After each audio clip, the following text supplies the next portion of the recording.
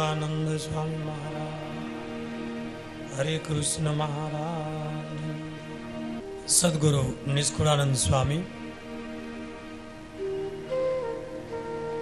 આગળ કથા વર્ણન કરે છે.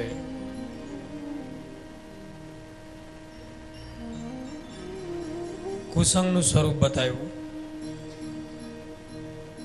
17મા કડવામાં. પેલો કુસંગ પોતાનો દેહ, બીજો કુસંગ તે અવિના કુસંગ છે અન્ય, કહું તે પણ સાંભળો જન. સ્વામી કે એવીના જે કુસંગ છે એ હું તમને કહું છું, એ સાંભળો. બીજો કુસંગ સ્વામીએ જે ભગવાનના અવતારો થાય છે એ અવતારોને નથી માનતા, એનો જે સંગ એ કુસંગ. અવતારોને માને નહીં. અને સ્વામી એક શબ્દ વાપરો કે જે અવતારો અનંત જીવના કલ્યાણ માટે આવવાના છે, આવ્યા છે, પ્રગટ છે, એને છોડી તેને તજીને અભાગી જન કરે અન્ય દેવનું ભજન. આ શબ્દ સાંભળજો.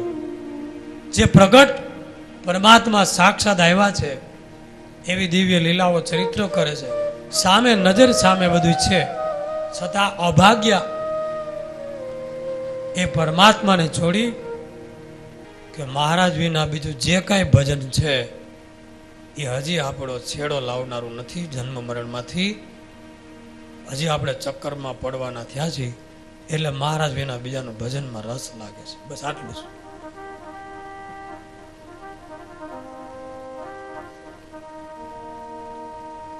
એવા પાપીની પ્રતિથી આવે તોય પણ જમપુરીમાં જાવે. જેણે મનુષ્ય દેહ આવી આપી તેનો પાડ માને નહીં પાપી. જેને આવો મનુષ્ય જન્મ આપ્યો, ગર્ભમાં રક્ષા કરી, જે પૃથ્વી ચંદ્ર સૂર્ય ધરતી આ બધું ચલાવે છે, જે અંતર્યામી છે, જે અનંત કોટી બ્રહ્માંડને સર્જન પાલન ને પોષણ કરે છે, એને છોડી અને બીજે જ્યાં ત્યાં વળગા છે, ક્યાંય ના ક્યાંય એક જ આશરો, એક આશરો, એક બલ,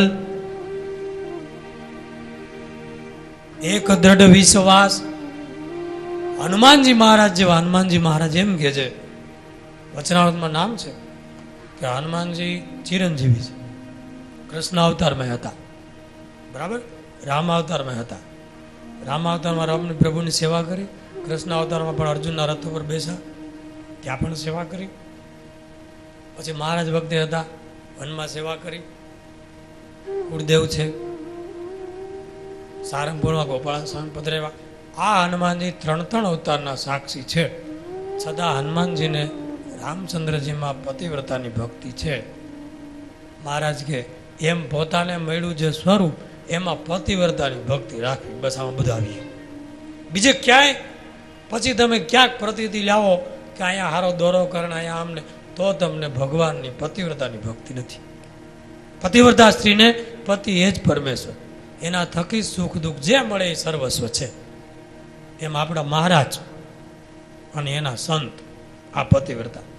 જેમ ભગવાનમાં પતિવ્રતાની ભક્તિ છે, એમ સંત વિશે પણ પતિવ્રતાની ભક્તિ છે. સંતમાં પણ જેમાં ગુરુભાવ, જેમાં પ્રતીતિ આવી, એ સંતને પકડી લ્યો, ઠેઠ પુગાડી દેશે. બીજાને માનીએ, બીજા દેવ દેવતા કે બીજા સાધુ સંત એને માનીએ, પૂજીએ, બધું બરાબર, પણ જીવ સોંપવો, માથું સોંપવું, સંપૂર્ણ શરણાગતિ સ્વીકારી એ એક જ હોય. ભલે 2 હોડી, 2 નહીં 10 હોડી, 10 સ્ટીમર પડી હોય દરિયામાં, તમારે સામે કાંઠે જવું હોય 10 સ્ટીમર, હવે 2 હોડી સામે તમને દેખાય, 2 કિનારે પહોંચાડેવી છે, પણ તમે બેમાંથી એકમાં બેસો ને તો સામે કિનારે પહોંચો. પણ તમે એમ કહો 2 હોડી સારી જ છે ને, હું વાંધો, 2માં એક પગ રાખીને હાંકો, હવે સામે કિનારે પહોંચો, ભલે 2 સારી રહી, 2 સામે કિનારે પુગાડે એવી જ છે. બસ આ એક અનન્ય નિષ્ઠાની વાત છે. એક જ હોડીમાં બેસાય, 2 ઘોડા ઉપર ઘોડે સવારી ન થાય, 2 ગાડી ઉપર એકારે ન બેહાય. એમ એક જ ભગવાન, એના સંત પ્રગટ ઉપાસક, એ પતિવ્રતાની ભક્તિ. બીજા લાખ સારા હોય, ભલે સામે કિનારે પુગાડી દે, પણ 2 હોડીમાં કેમ બેસો તમે? તમે ક્યાંય નાનું રહી, વચ્ચે જ પડો. આ વસ્તુ સ્વામી સમજાવવા માગે છે. ઘણા એવું બધે માથા જ ભરાવ્યા કરતા, એટલે 100 જગ્યાએ ખાડા કરે, પાણી ન આવે, નિષ્ઠા બંધાય જ નહીં બધે, તો હાથમાં કાંઈ નહીં આવે. કારણ કે એક જ હોડીમાં બેસી શકાય છે.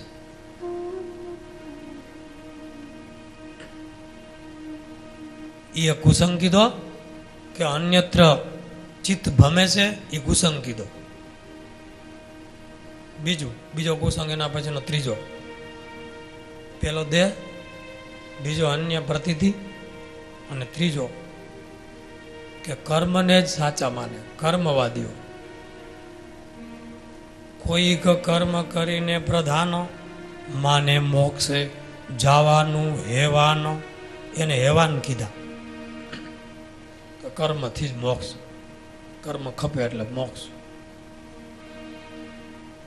કર્મે કરી સર્વે થાય છે, એમ કર્મના ગુણ ગાય છે. પરમેશ્વરનો બેઠા પાડી કાઢો, એ કુસંગ થકી બધું સારું.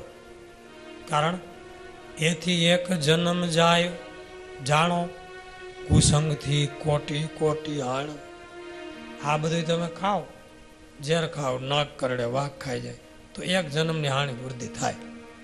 કુસંગ લાગ્યો એટલે કરોડો જન્મ સુધી તમે મર્યા.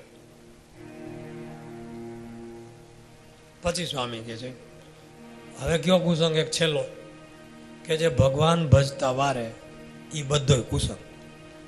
માદ તાત ભગીની ભાઈ, શુદ્ધ દારા કુળ સગા સાઈ. હરિ ભજતા પાડે જે ભંગ, તે તો કહીએ સર્વે કુસંગ. દેવ ગુરુ અધ્યારુ પ્રવીણ, અન્નદાતા મિત્ર સુખ દેણ. એહ હરિ ભજતા જો વારે, સમજી શત્રુ તજી દેવા ત્યારે. મતિયા પંથિયા અને પરપંચી, પીરા કબીરા પ્રભુના દ્રોહી. આ બધા આવી ગયા, આ બધા પ્રભુના દ્રોહી છે. તેનો રાખવો નહીં વિશ્વાસ, જેથી ટળી જાય હરિદાસ. પૃથ્વીપતિ પ્રધાન પટેલ, તે પણ હોય કુસંગે ભરેલ. દઈ ડારોને દબાવી રાખે, હરિભજનમાં વિઘન નાખે. તેનો દેશ ગામ તજી દેવું, જાણી અસુર મનમાં એવું. જેમ જેતપુરમાં જેવા જોશી ગાળ બોલવાનું કીધું તો ગામ તજી દીધું. આ કુસંગ. હવે સત્સંગનું રૂપ કહે છે સ્વામી. અહીંયા 17મું કડવું પૂર્ણ થાય છે. હવે સત્સંગનું રૂપ 18મા કડવામાં ચોપાઈ રાગમાં સ્વામી આપણને સમજાવે છે. સુણો સર્વે હવે નર નાર, કહું સતસંગનું રૂપ સાર. અતિ મહિમા જેનો છે અપાર, કહેતા કોઈ પામે નહીં પાર. શેષ હમેશને સરસ્વતી, ગુણ ગાય જેના ગણપતિ. વળી શ્રી હરિ શ્રી મુખે કરી ગાય સંતના જશ શ્રી હરિ શોધી જોતા સંતની સમાન નથી ત્રિલોકે વસ્તુ નિદાન કલ્પતરુ કામધેનુ જેહ શુદ્ધ પારસ ચિંતામણી તેહ નવનિધિ સિદ્ધિ સર્વે મળી એહ યાદિ સમૃદ્ધિ સઘળી શોધી જોતાએ સર્વેનું સાર સુખયલ્પને દુઃખય પાર. હવે સ્વામી 18મા કડવામાં સત્સંગનું રૂપ કહે છે. કુસંગ ઓળખાયો તો હવે સત્સંગ શું છે? અમારે કુસંગમાં પડવું નથી તો સ્વામી કે હવે હું સત્સંગનું રૂપ કહું. સત્સંગના રૂપના શરૂઆતની અંદર સ્વામી આખા કડવામાં, જોકે આખું કડવું હોય એની અંદર સાચા સંતના લક્ષણ બતાવ્યા છે અને છેલ્લે 2 લીટી એવી લખી આ કડવામાં કે આવા જે સાચા સંતનો સંગ એ જ સત્સંગ, એમાંથી જમપુરી જન્મ બધું ટળી જાય, બધું કામ પતી જાય, આટલું જ કરો. સ્વામી આટલું જ કીધું. આખું કડવું 55 જેટલી કડી છે, બધા સંતના લક્ષણો છે સાચા, કે જે ભક્ત ચિંતામણીના બીજા પ્રકરણમાં છે, કે જે 64 પદીમાં વ્યવસ્થિત બતાવેલા છે, કે જે કીર્તનોમાં પણ બતાવેલા છે. અને જેનો મહિમા સ્વામી પોતે કહે છે કે શેષ હમેશને સરસ્વતી ગુણ ગાય જેના ગણપતિ વળી શ્રી હરિ શ્રી મુખે કરી ગાય સંતના જસ શ્રી હરિ. ભગવાન પોતે જે સંતના ગુણ ગાય છે, મહિમા ગાય છે, પોતાને મોઢે વખાણ કરે છે. સ્વામી કે એવા સંતનો સંગ ઈ જ સત્સંગ. અને એમાંથી બધું જ તમારે જમપુરી કોઈથી જોવા નહીં મળે, જમદૂત તમારી નજરે નહીં ચડે, જન્મ મરણમાં કંઈ ભટકવું નહીં પડે. આ લોકમાં તમને અક્ષરધામ જેવું સુખ અને મૃત્યુ સમયે ભગવાન તેડવા આવશે અને અક્ષર મુક્તોની પંક્તિમાં વાસ મળી જશે. બસ આટલું જ કરવાનું, બહુ ટૂંકો રસ્તો. આ લક્ષણ પ્રમાણે સંતને ઓળખવા અને એમાં જીવ જોડી દેવાનો, બસ પતિવ્રતાની ભક્તિની રીતે. અને ભગવાનને ઈષ્ટદેવ માની જોડાઈ ગયા, કામ થઈ ગયું પૂરું. પછી આગળ કુસંગ કીધો, ન્યા પછી આમ મોઢા ફેરવા નહીં કરવાના. જેમ ઓલા ચંદનના વૃક્ષ, મહારાજ ગયા હતા વનમાં, ચંદનના વૃક્ષમાં આખું વન આવે ચંદનનું, એમાં સર્પ થાય, વિટાઈન ડાળીમાં વિટાઈન બેઠા હોય આખા ઝાડવામાં. એની એટલી બધી શીતળતા હોય કે સર્પનું ઝેર ખેંચી લે, પણ એને ઠંડક મળે એટલે આખું શરીર વિટાઈને બેઠા હોય, પણ એનું મોઢું ચંદનના ઝાડને ડાળીને અડવા ન દે. કારણ કે જો મોઢું અડી જાય તો એ ચંદન એટલા શક્તિશાળી કહેવાય છે કે એનું ઝેર ખેંચી લે, ઝેર ઉતરી જાય. એટલે મોઢું આમ પવન બાજુ રાખીને ફેણ ચડાવીને બેઠા હોય, મોઢું અડવાનું નથી. એમ આ દ્રષ્ટાંત દ્વારા આપણા શાસ્ત્રમાં કીધું છે કે હવે જો આવા સંત ઓળખાઈ જાય અને પ્રતિધિ આવી જાય, પછી આ આગળનો કીધો એ બધો કુસંગ, એમાં જો મોઢું એ બાજુ રાખીને શરીર બેઠેલું રાખી સંતની આજુબાજુમાં, તો ઝેર કોઈ દે નહીં ઉતરે. પંચ વિષયનું, જન્મ મરણનું, વાસનાનું, કર્મના જે પાસ છે એનું ઝેર નહીં ઉતરે. કારણ કે આવા સંતના ગુણ ખુદ ભગવાન ગાય છે. ખુદ ભગવાન પોતે પોતાના સંત એને ભેટે છે. નિયમ ચેષ્ટા જોજો. સંતને મુખમાં લાડુ આપે છે, પોતાના સંતના ચરણામૃત માથે ચડાવે છે. માણકી ઘોડી બીમાર હોય તો સંતના ચરણારવિંદ બોળી અને એ પાણી કે સંતોનું પાત્ર ધોયેલું પાણી માણકીને પીવડાવે અને માણકી હાજી થઈ જાય છે અને પોતે એમાંથી લઈને ચડાવે છે અને ઉંજલી લે છે.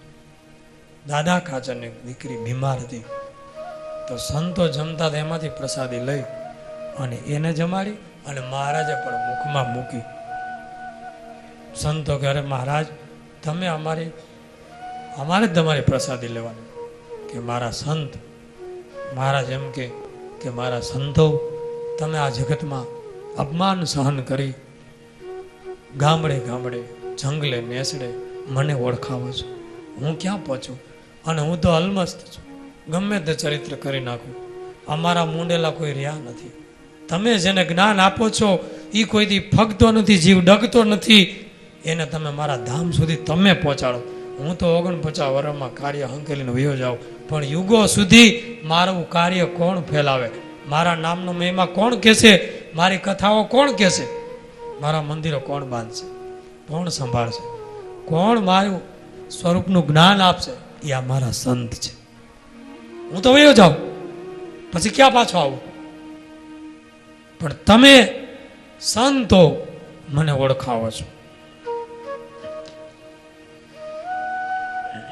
એટલે મહારાજ પોતે જ પુરુષોત્તમ પ્રકાશમાં લખ્યું છે, સંત હું ને હું તે વળી સંત રે. પોતે ભગવાન બોલ્યા છે, સંત હું અને હું તે વળી સંત રે, એમ શ્રી મુખે કહે ભગવંત રે.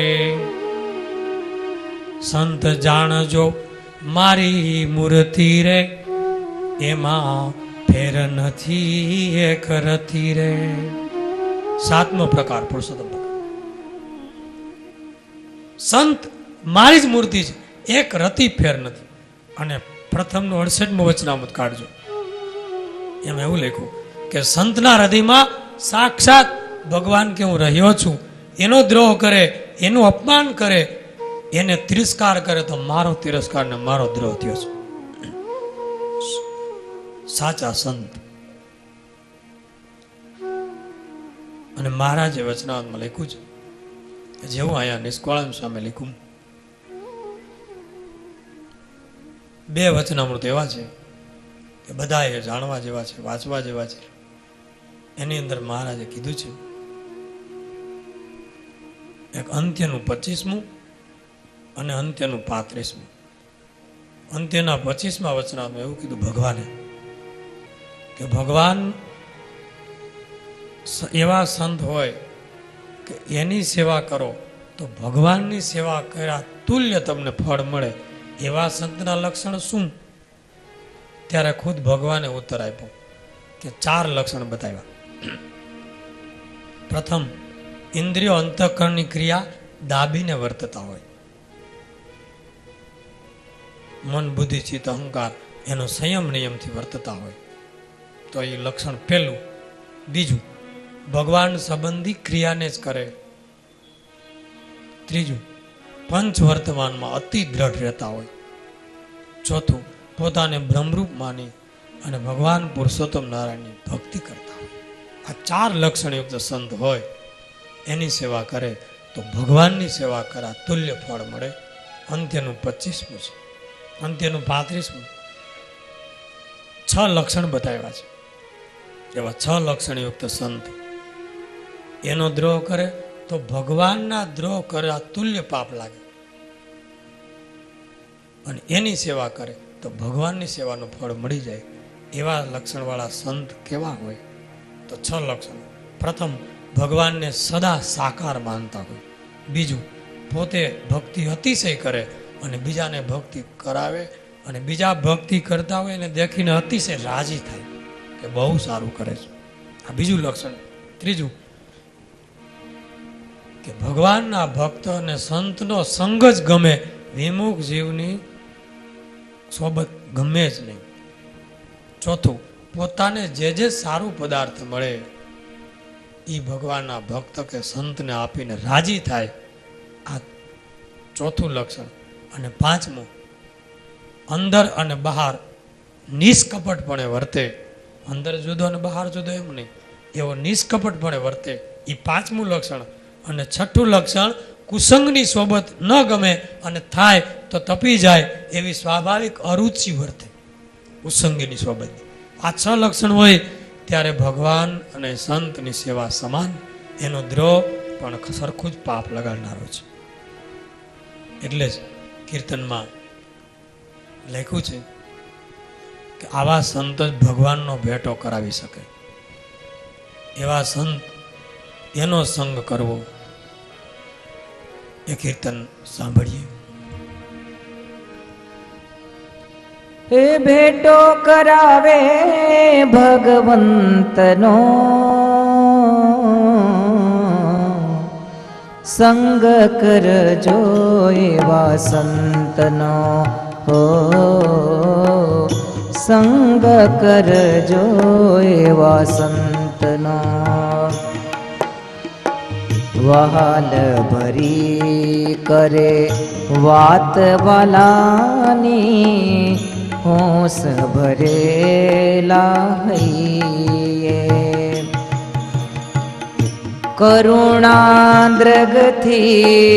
જીવને જુવે, કરુણાદ્રગથી જીવને જુવે. મોક્ષ કરે હો મોક્ષ કરે સહુ જંતનો,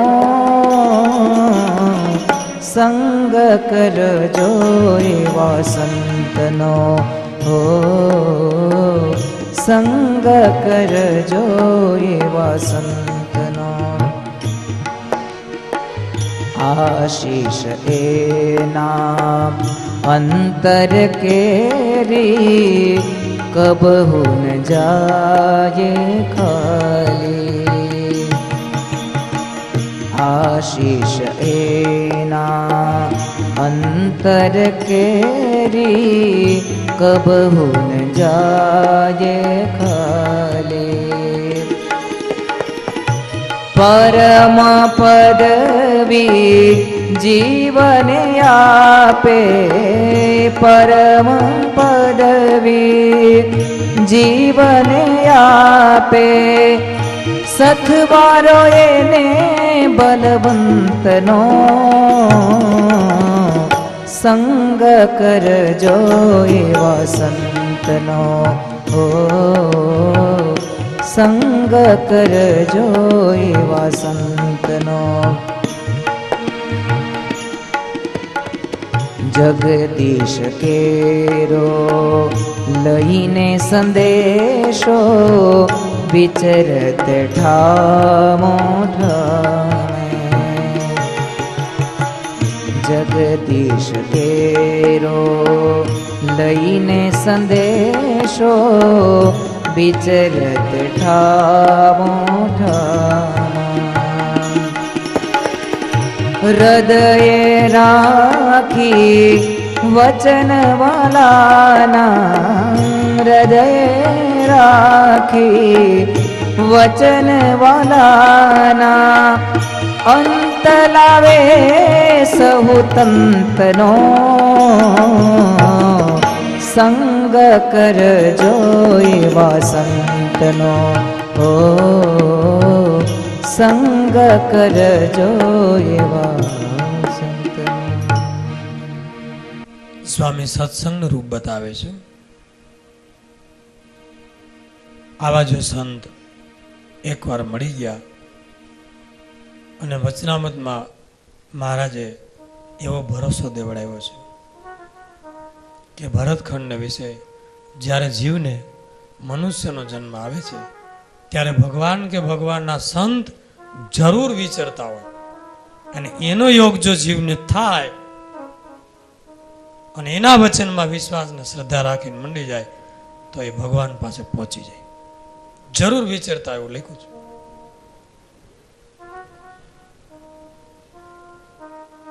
સંતનો મહિમા આખા કડવામાં કીધો છે અને નિષ્કળાનંદ સ્વામી તો પોતાના કીર્તનોમાં 64 પદીમાં ભક્ત ચિંતામણીમાં ભારોભાર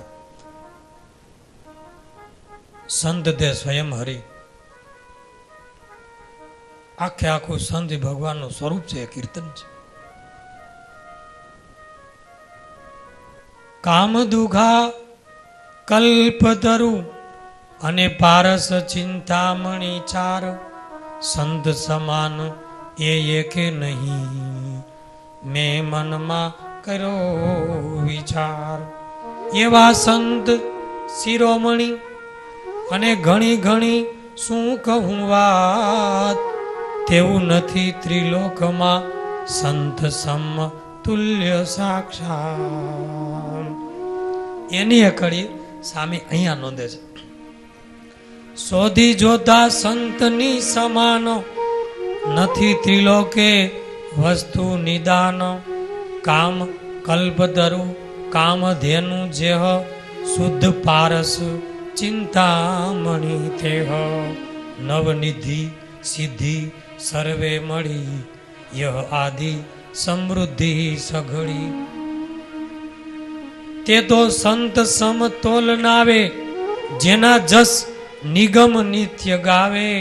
એવા સંત સહુના સુખકારી, જેના હૃદયમાં રહ્યા છે મુરારી. કહીએ દિલના દયાળુ એને, ક્ષમા કરવાનો સ્વભાવ જેને. સર્વ જીવના છે હિતકારી, શીત ઉષ્ણ સહે દુઃખ ભારી. કેના ગુણમાં અવગુણ ન ગોતે, શાંત સ્વભાવ વાળા છે પોતે. નથી શત્રુ જેને જગમાય, વળી વર્તે છે વણ ઈર્ષાય. આ સંતના લક્ષણ આવે, સમજાય છે ને? હું વિસ્તાર નથી કરતો કારણ કે મોટું પ્રકરણ છે.